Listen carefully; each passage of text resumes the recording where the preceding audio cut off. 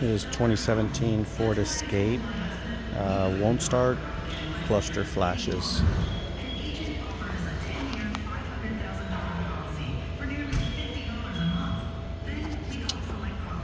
So I got my voltmeter hooked up.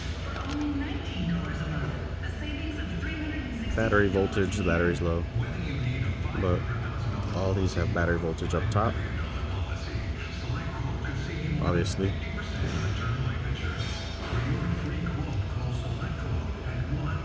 But when I go to the bottom, voltage, voltage.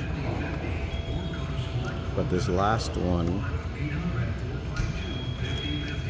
which feeds the body control module, only has 3. But if I wiggle it,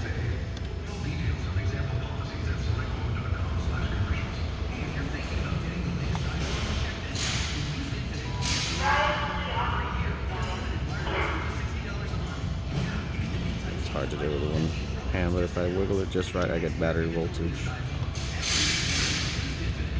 This fuse is the problem, or